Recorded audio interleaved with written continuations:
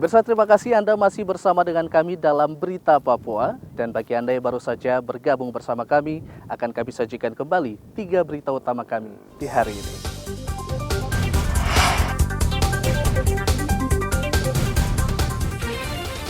Dua warga tewas dalam pertikaian dua suku besar di Provinsi Papua Tengah.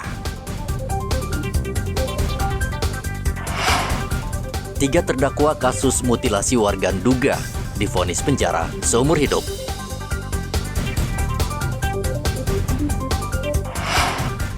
Ular bersembunyi di dalam mobil, pemilik kendaraan panik.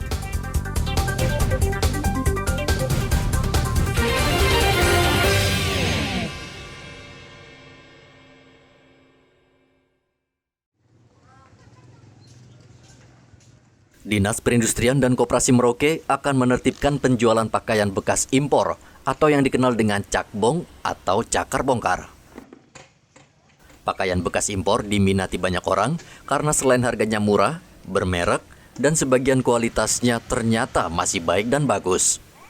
Disperindakop sudah mengingatkan dan memberikan waktu 1 bulan kepada pedagang cakbong agar menutup dagangan mereka karena bisa merugikan usaha mikro, kecil, dan menengah.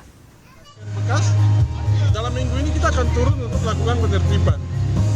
Seperti itu, minggu ini kita turun penertiban.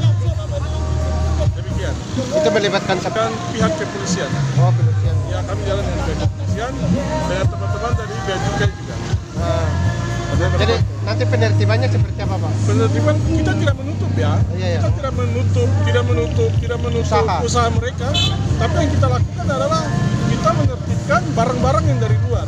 Dari luar negeri. Menyita ya. Kali ini kita akan lakukan penyitaan. Sama dengan teman-teman dari ketahanan pangan lakukan terhadap daging impor yang tidak ini masuk ke sini. Nah, dasarnya sama seperti itu. Kami akan lakukan seperti itu. Demikian. Bahkan masih ada minta kesempatan untuk mereka masih datangkan lagi. Dan kali ini tidak ada ini lagi. Tidak ada toleransi lagi karena sudah hampir 1 tahun waktu yang kita berikan dan tetap seperti itu. Pola lama yang dipakai, kita masih kirim barang. Disperindakop sekali lagi menegaskan tidak melarang pedagang untuk berjualan pakaian, namun sesuai Peraturan Menteri Perdagangan Nomor 40 Tahun 2022, pemerintah melarang impor pakaian bekas atau yang biasa dikenal dengan thrifting. Larangan ini dikeluarkan untuk melindungi industri tekstil dan pakaian jadi. Muhammad Ridwan melaporkan dari Merauke, Papua Selatan. Polsek Kurik sejak 3 Juni hingga Rabu kemarin masih mengawal proses pemilihan kepala kampung di Kampung Padang Raharja, Distrik Malin, dan Kampung Wapeko di Distrik Kurik. Sejauh ini proses pemilihan berlangsung lancar dan aman dan tidak ada protes dari warga. Ada 4 calon yang mengikuti pemilihan kepala kampung di Kampung Wapeko dan Nobertus Samkakai terpilih sebagai kepala kampung.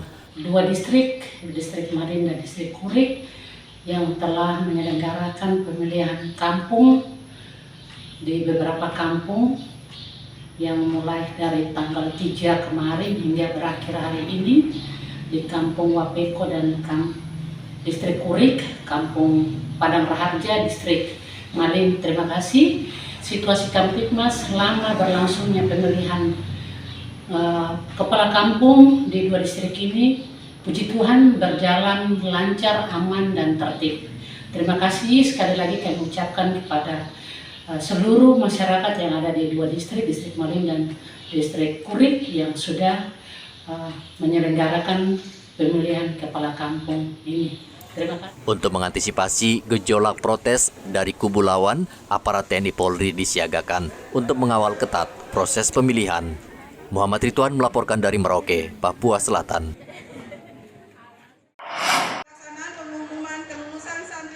Pesantren Darul Dakwah Al-Irsyad Merauke merupakan pesantren pertama dan tertua di Merauke.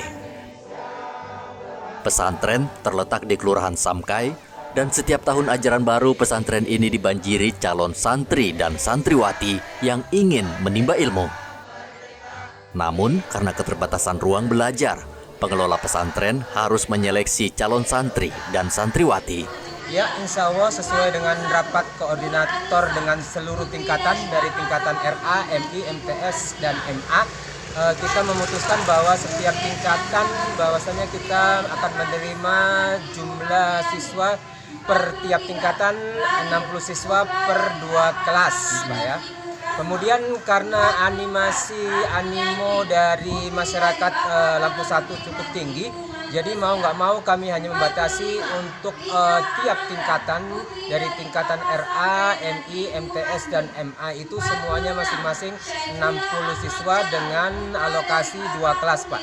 Karena keterbatasan dari ruang kelas kami, memang kami sangat membutuhkan bantuan dari pihak pemerintah ataupun pihak yayasan-yayasan yang lain yang mau membantu kami, sehingga dengan harapan nanti di tahun pendaftaran yang akan datang kita siap menerima untuk tiap pendaftaran tiap tingkatannya minimal sudah naik 90, Pak. Jadi terkendalanya kita hanya terkendala fasilitas sarana ruang kelasnya.